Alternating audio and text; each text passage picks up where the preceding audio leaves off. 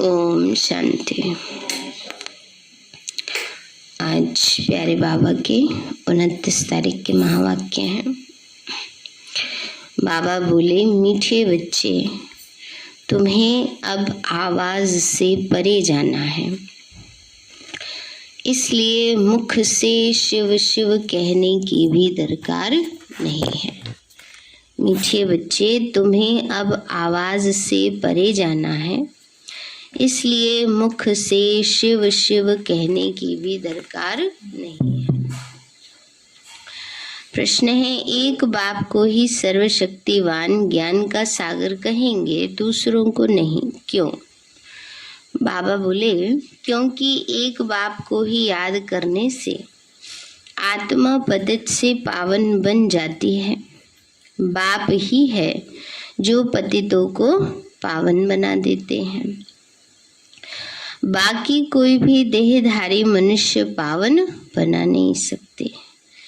बाप तुम्हें रावण राज्य से मुक्त कर देते हैं। तुम शिव बाबा से शक्ति लेते हो। जितना जास्ती याद करेंगे उतना शक्ति मिलेगी ना। बाबा को जितना याद करेंगे उतना शक्ति मिलेगी और खाद निकलती जाएगी। गीत है ओम नमो शिवाय। ओम शांति। मीठे मीठे सिक्की लदे बच्चों ने भक्ति की महिमा सुनी। तुम भी महिमा गाते थे, अब महिमा नहीं गाते हो और ना ही तुम्हारे लिए महिमा की जरूरत है। जो भगत करते हैं वह तुम बच्चे नहीं कर सकते। तुम भगत थे, अब तुमको भगवान मिला है, तो सबको इकट्ठा तो मिल नहीं सकता।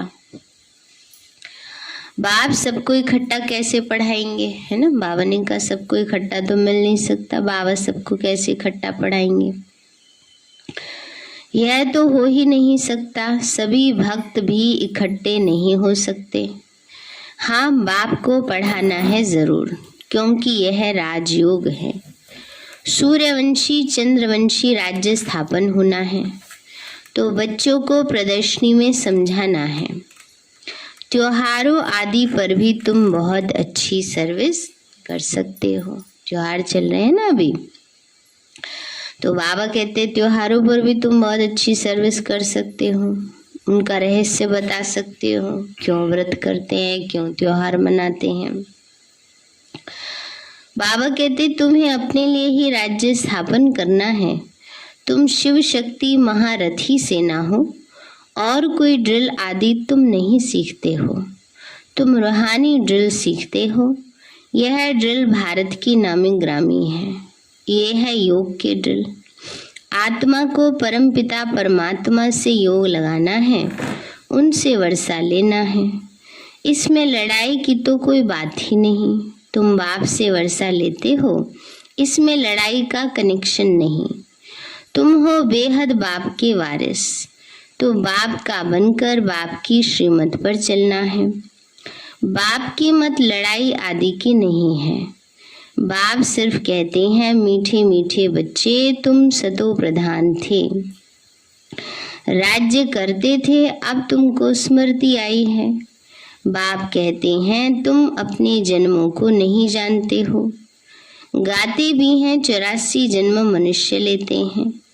84 लाख यह तो गपोड़े हैं, है ना। बाबा ने कहा कह देते हैं 84 लाख योनियां ये तो गपोड़े हैं। भक्ति मार्ग में जिसको जो आया सो पढ़ते रहते। ड्रामा अनुसार यह भक्ति मार्ग की सामग्री है। सतयुग त्रेता में भक्ति होती नहीं। भक्ति अलग है और ज्ञान अलग है।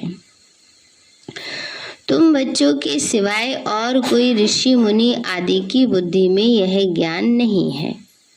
उनको ये भी मालूम नहीं कि सुख अलग है, दुख अलग है। सुख बाप देते हैं और दुख रावण देते हैं।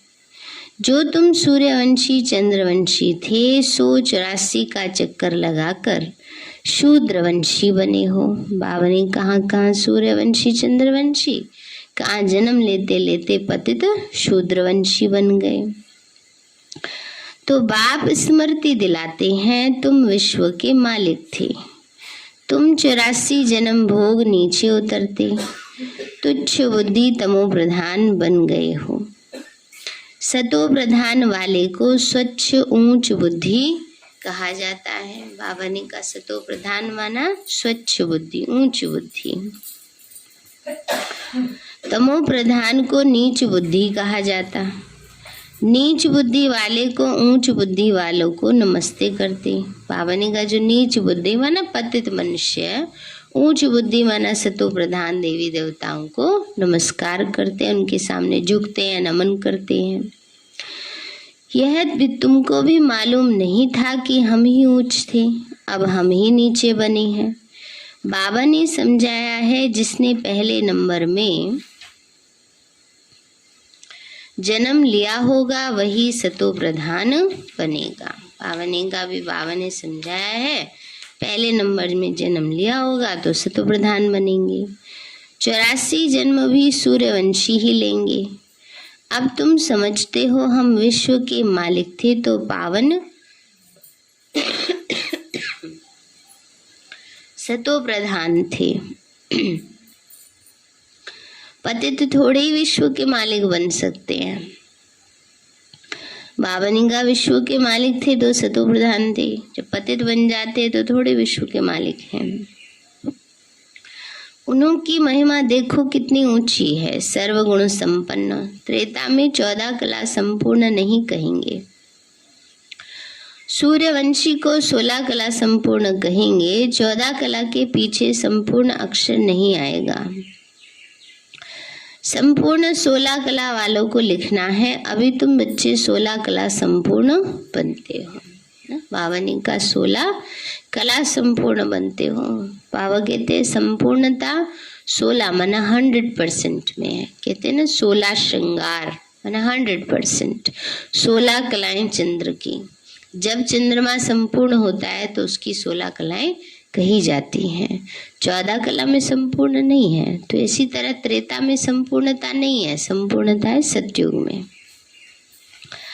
तो बाबा कहते हैं बच्चे, अभी तुम बच्चे 16 कला संपूर्ण बनते हो। यह भी बच्चों को समझाया है कि यह ज्ञान अति सहज है, इससे सहज कोई बात होती नहीं। बाबा रहम दिल है ना। बाबा जानते हैं बच्चे भक्ति में धक्के खा खा कर थक गए होंगे। बाबा कहते हैं बाबा भी जानते हैं बच्चे भक्ति में धक्के खा खा के थक गए हैं। इसलिए दिखाया है द्रौपदी के पांव दबाए। बाबा के पास बूढ़ी बूढ़ी माताएं आती हैं। बाबा कहते हैं तुम भक्ति के धक्के खा के थक गए हो, इसलिए बाबा अभी तुम्हारी सारी थकावट दूर कर देते हैं। बाबा कहते बूढ़ी बूढ़ी माताएं आती हैं, थक जाती हैं, तो बाबा सबकी थकावट दूर कर रहे हैं। भक्ति में राम राम जपते हैं, माला फेरते रहते हैं। बाबा का पादरियों से भी संपर्क रहा है, ब्रह्मा बाबा का। पादरी भी बाइबल लेकर बैठ समझाते रहते हैं, बहुत क्रिश्चियन बन जाते हैं। यहाँ माला आदि फिरने की तो बात ही नहीं है। बाबा कहते हैं अपने को आत्मा समझ बाबा को याद करो। शिव शिव मुख से कहना नहीं है। बाबा कहते हैं कोई कहने की बात नहीं है, कोई शिव शिव शिव शिव रटते रहो, नहीं। हम तो आवाज से परे जाने वाले हैं। बाबा बहुत सहज युक्ति बताते हैं कि मुझे याद करो तो खाद निकल जाए, और गृहस्थ व्यवहार में रहते पवित्र बनना है। कमल फूल बड़ा नामी ग्रामी है, उनकी बड़ी पंचायत होती है, परंतु फिर भी न्यारा और प्यारा रहता है।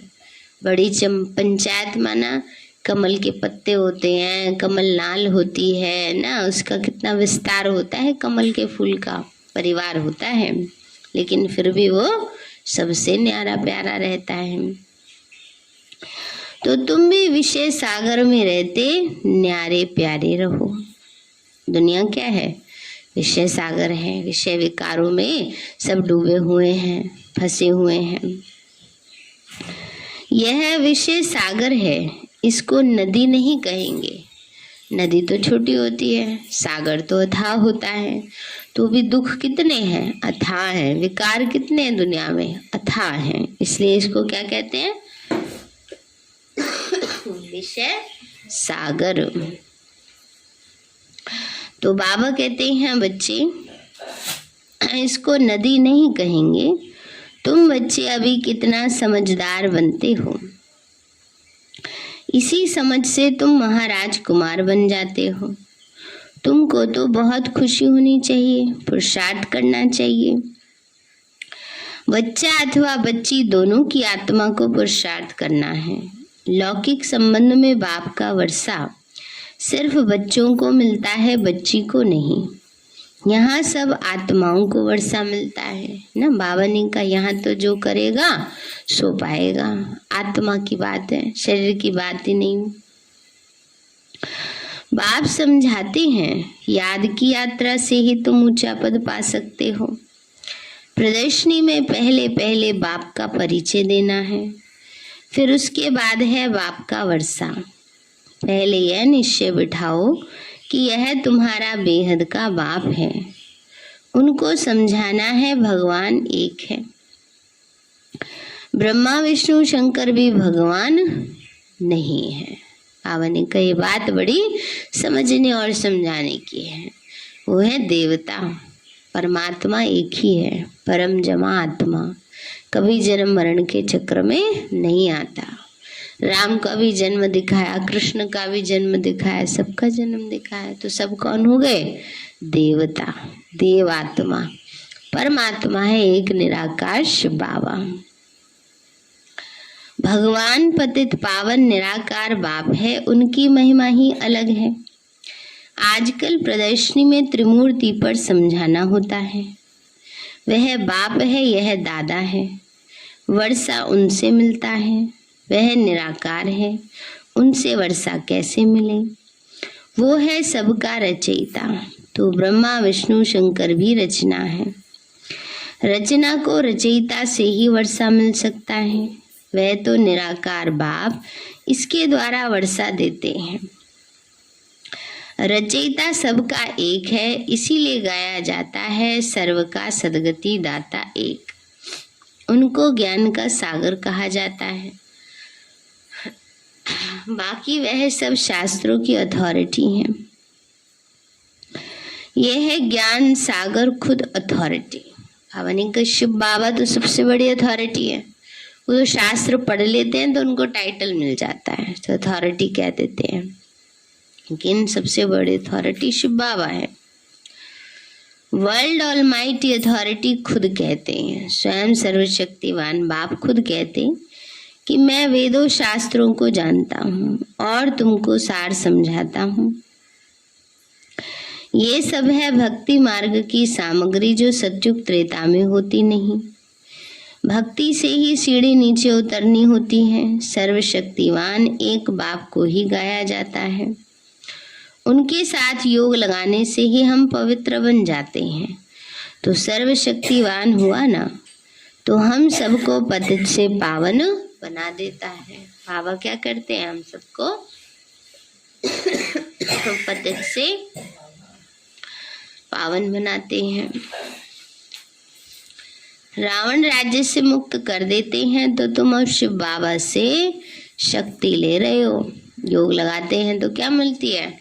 शिव बाबा से शक्ति मिलती है। जितना जास्ती याद करेंगे उतना शक्ति मिलेगी और खाद निकल जाएगी। तुमको दिन रात यही फुरना रहना चाहिए कि पतित से पावन, तमो प्रधान से सतो प्रधान बन जाएंगे। माया के तूफान आएंगे। बाबा ने कल भी कहा था, मुझे घबराना नहीं, माया के तूफान आएंगे। बाबा कहते हैं खबरदार रहना चाहिए। माया के तूफान से खबरदार रहना चाहिए। तुम्हारी माया के साथ युद्ध है। फालतू विकल्प बहुत आएंगे। कैसे तूफान आते हैं? संकल्पों के अंदर क्या क्या सोचते रहते हैं, वही तूफान है। फिर उनके कारण पुरुषार्थ छोड़ देते हैं, तो वो क्या किया, माया ने हरा दिया। इसलिए बाबा कहते हैं जो कभी अज्ञान में भी नहीं आए होंगे वो भी आएंगे। संकल्प ऐसे ऐसे आएंगे, स्थितियां ऐसी होंगी। तुम युद्ध के मैदान में हो। कोई सोचे युद्ध के मैदान में हम आ गए, हमें लड़ना ना पड़े, ऐसा होगा भला? है नहीं ना। मेहनत सारी याद की यात्रा में है। भारत का योग नामी ग्रामी है। योग के लिए ही बाबा समझाते हैं, तुम अपने को आत्मा समझ बाप को याद करो। ऐसे और कोई मनुष्य समझा ना सके। वो कह देते हैं सब भगवान के रूप हैं। जिधर देखता हूँ परमात्मा ही परमात्मा है। बाप समझाते हैं तुम आत्मा हो, 84 जन्म भोगते हो।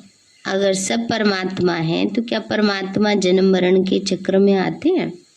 तो नहीं आता। तभी तो परमात्मा है ना। जन्म मरण सुख दुख इन सब के चक्र में भगवान नहीं आता है। आत्मा एक शरीर छोड़ दूसरा लेती है। आत्मा में अच्छे बुरे संस्कार रहते हैं। इसीलिए आत्मा को क्या कहते? पाप आत्मा, पुण्य आत्मा। कभी पाप परमात्मा कहा है? पुण्य परमात्मा कहा है? महान परमात्मा का है? नहीं, है ही सबसे परम ऊंचे ते ऊंचा। अच्छे संस्कार वालों की महिमा गाते हैं, बुरे संस्कार वालों को कहते हैं पापी नीच हैं। तो बाबा पवित्र बनने की सहज युक्ति बताते हैं। मनसा वाचा कर्मणा, किसी को दुख नहीं देना है। अपने को भी दुख नहीं देना, दूसरों को भी नहीं देना, तो अपने को भी नहीं देना। कोई भी विकर्म चोरी आदि नहीं करनी चाहिए। बिना पूछे कोई चीज उठा लेना क्या है? चोरी होती है ना। तो बाबा को कोई विकर्म नहीं करना, चोरी आदि नहीं करना। अगर कहाँ झूठ बोलना पड़ता है तो बाबा से राय पूछो। कईयों का काम ऐसा होता है, तब वो एक अलग स्थिति है। सबसे बड़ा पाप है काम कटारी चलाना, वो मत चलाओ। बाबा कहते हैं बच्चे हाथों से काम करते, बुद्धि का योग मेरे से लगाओ। बाबा सर्जन भी है। सबकी बीमारी एक जैसी हो न सके, सबके लिए बीमारी एक जैसी नहीं होती है। सबकी बीमारी अलग अलग है, माना सबके लिए स्थितियां अलग अलग है, तो राय भी तो उनको अलग अलग ही दी जाएगी ना। अब डॉक्टर के पास जाएंगे तो डॉक्टर बताएगा ना ये बीमारी है तुम्हें, ये थोड़ी कह देगा सबको एक ही बुखार चल रहा है। नहीं, किसी को टाइफाइड होता है, किसी को डेंगू होता है, किसी को मलेरिया होता है, किसी को चिकनगुनिया हो जाता है। सबकी बीमारी अलग अलग होती है। सिम्टम एक ही होता है, कहने को एक ही बुखार है, बुखार में भी कितनी वैरायटी हो गई है। तो बाबा कहते हैं कदम कदम पर पूछना चाहिए। कर्म भी एक जैसे हो ना सके, इसलिए क्या करो, कदम कदम पर बाबा से राय लो, पूछो। मंजिल बड़ी भारी है। अमरनाथ की यात्रा पर जाते हैं तो कहते हैं अमरनाथ की जय, बद्रीनाथ की जय, हे बद्रीनाथ हमारी रक्षा करना। अब तुमको तीर्थ यात्रा आदि कुछ नहीं करना, ये ज्ञान की बातें बाप ही समझाते हैं, उनका ही पार्ट है।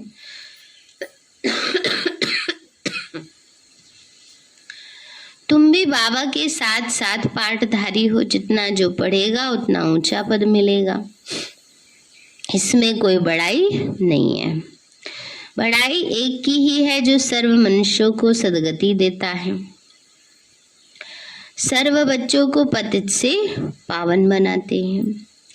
ड्रामा में मुझे भी पार्ट मिला हुआ है, 5 तत्वों को भी अपना अपना पार्ट मिला हुआ है। बाबा का पार्ट अपना है, 5 तत्वों का अपना है। सो बजाना है, धरती को उछलना है, विनाश होना है। तुम्हारा भी ड्रामा में ही पार्ट है, इसमें बड़ाई क्या है। राज्य करते करते पतित बन गए, तुम भी पहले क्या थे, वर्थ नॉट ए पैनी, मना कौड़ी जैसे। अब तुम विश्व के मालिक बनते हो, ये तुम्हारा पार्ट है, फिर भी हमको ऐसा बनना ही है। इसमें बड़ाई की व महिमा की तो कोई बात ही नहीं है, तो ड्रामा बना हुआ है। बाबा भी आकर अपना पार्ट बजाते हैं, भगत लोग बड़ाई देते हैं, महिमा गाते हैं। वह काम हम नहीं कर सकते, यहाँ तो बाप को याद करना है। बाबा, इस ड्रामा का राज तो बड़ा वंडरफुल है जो कोई को पता नहीं है। बाबा, हम सतयुग में भी यह भूल जाएंगे। बड़ा विचित्र ड्रामा है। ऐसे ऐसे अपने से बातें करो। कोई पाठधारी अच्छा पाठ बजाते हैं तो ताली बजाते हैं, है ना। कोई अच्छा रोल प्ले करते हैं तो उसके लिए कितनी तालियां बजती हैं। हम भी कहते हैं मीठे बाबा का, शिव बाबा का बहुत अच्छा पाठ है। हम भी बाबा के संग अच्छा पाठ बजाते, कितना अच्छी रीति समझाते। फिर भी किन्हों को समझ में नहीं आता तो समझ जाते कि हमारी राजधानी में इनको आना नहीं है, देवी देवता बनना नहीं है, इसलिए इनकी ये पल्ले पाठ नहीं पड़ रहा है ज्ञान। और जिनको आना होगा उनको सहज समझ में आ जाएगा, है ना। हमारा फर्ज है बताना, फिर कोई चले ना चले उनका भाग्य है। यह भी जानते हैं जो ब्राह्मण बने थे वह ब्राह्मण बन फिर देवता बनेंगे। देवताओं में भी प्रजा आदि सब बनेंगे। सबको अनादि पाठ मिला हुआ है। सृष्टि भी एक ही है, वो चलती रहती है। God is one, creation is one, माना परमात्मा भी एक है और सृष्टि भी एक है।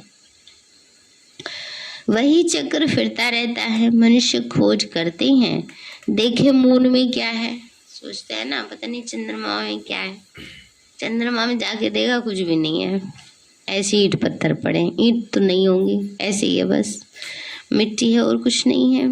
उड़ते रहते हैं लोग भी, क्योंकि यहाँ तो फिर भी ग्रेविटी है, वहां तो वो भी नहीं है।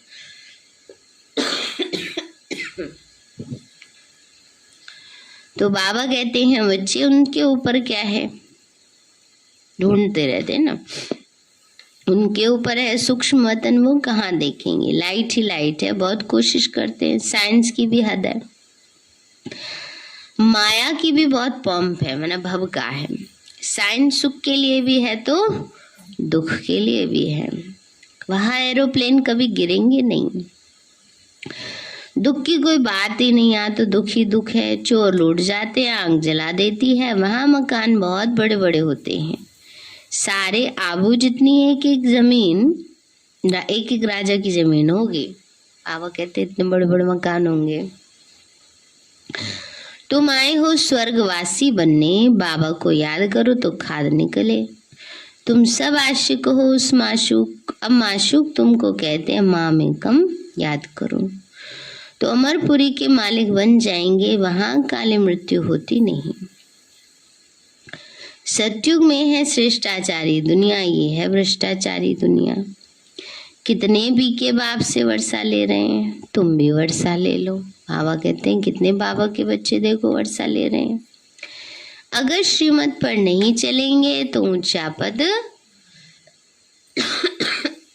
पा नहीं सकेंगे।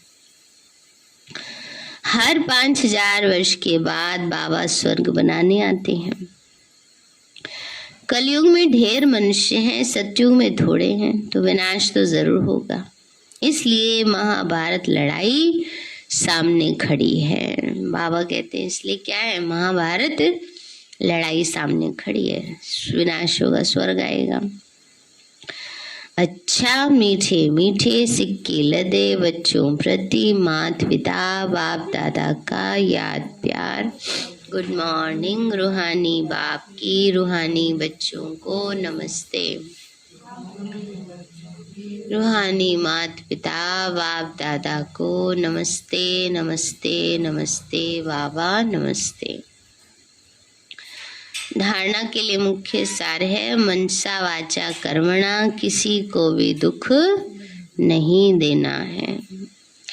बुरे संस्कारों को निकाल अभी अच्छे संस्कार धारण करने हैं।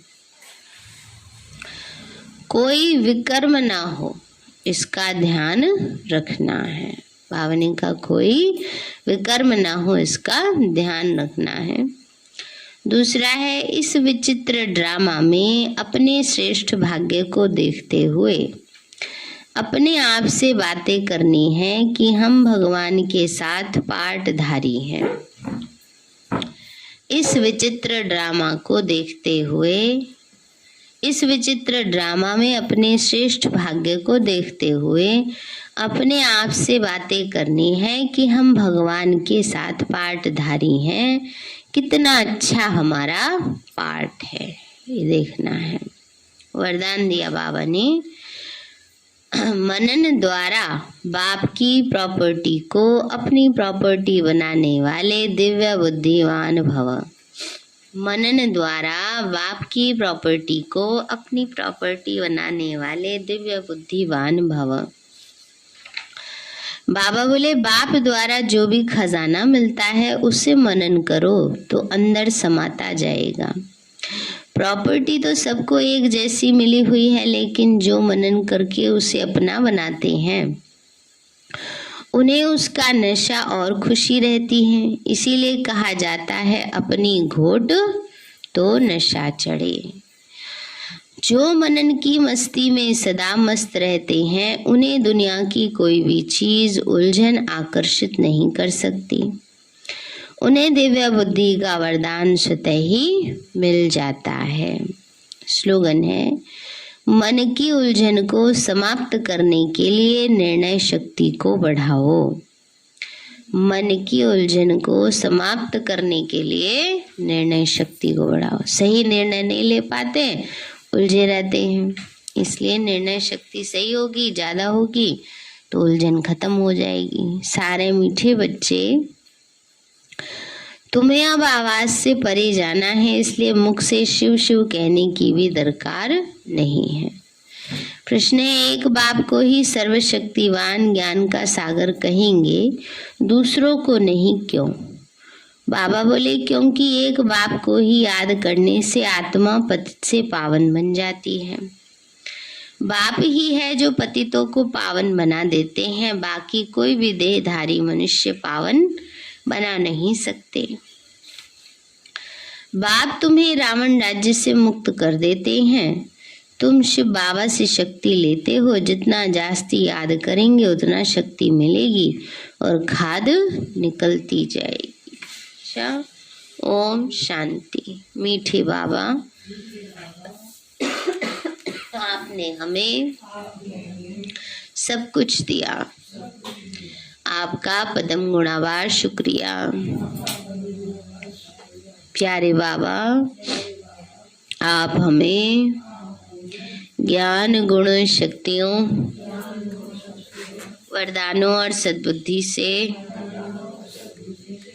भरपूर करते हो, आपका बार बार शुक्रिया। मीठे बाबा, आपने मुझ आत्मा को, इस सेवा स्थान को, विश्व की सर्वात्माओं को निर्विघ्न बनाया, आपका बार बार शुक्रिया। प्रकृति के पांचों तत्वों का भी शुक्रिया, साइंस के साधनों का भी शुक्रिया, लौकिक अलौकिक परिवार का भी शुक्रिया। हे तन, तुम्हारा भी शुक्रिया। विश्व की सर्वात्माओं का और ब्रह्मांड की सारी शक्तियों का सब प्रकार का सहयोग देने के लिए शुक्रिया। मीठे बाबा, मुझ आत्मा ने जाने अनजाने में जिन भी आत्माओं को मनसा वाचा कर्मणा दुख दिया है, मैं उन सभी से क्षमा चाहती हूँ। मुझे क्षमादान दिलाओ। और जिन आत्माओं ने मुझे दुख दिया है, विघ्न रूप बने हैं, मैं उन सभी को दिल से क्षमा करती हूँ। सबका कल्याण हो, सबको सुख शांति सद्बुद्धि मिले और बाबा के सेंटर की सेवाएं खूब बढ़ती जाए। शिव बाबा से सारी शक्तियाँ मुझ आत्मा में समा रही हैं,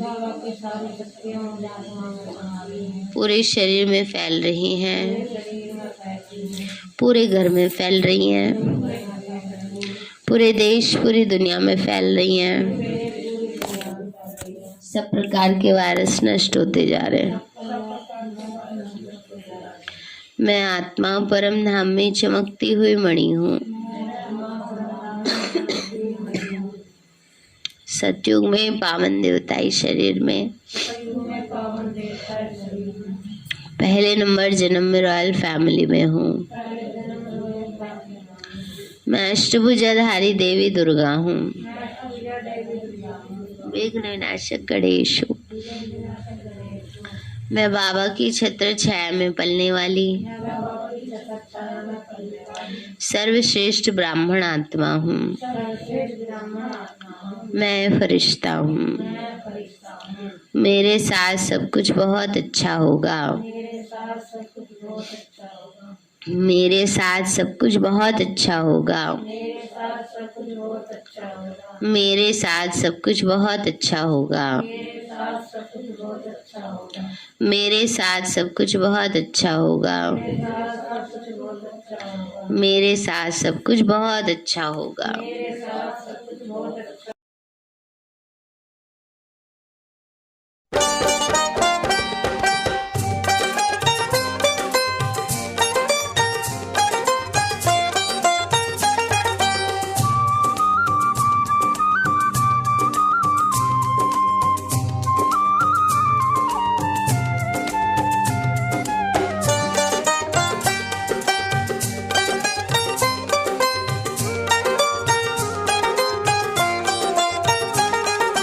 ऊंचे पहाड़ पे मधुबन है, मधुबन में बाबा का आसन है।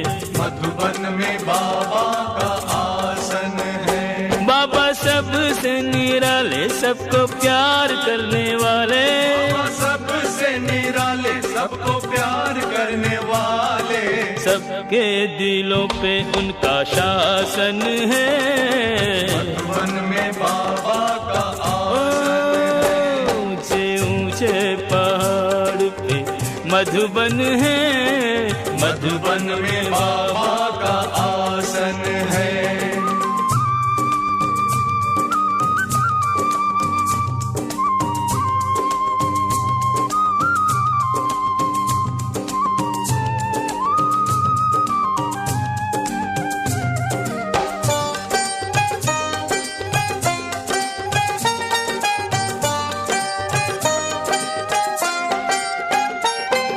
संदली पे बैठ बाबा मुरली सुनाते। मुरली सुना के बाबा सबको बुलाते। ज्ञान की गंगा, योग की यमुना, मधुबन में दिन रात बहाते। उनका आश्रम प्यारा प्यारा अपने हाथों से संवारा।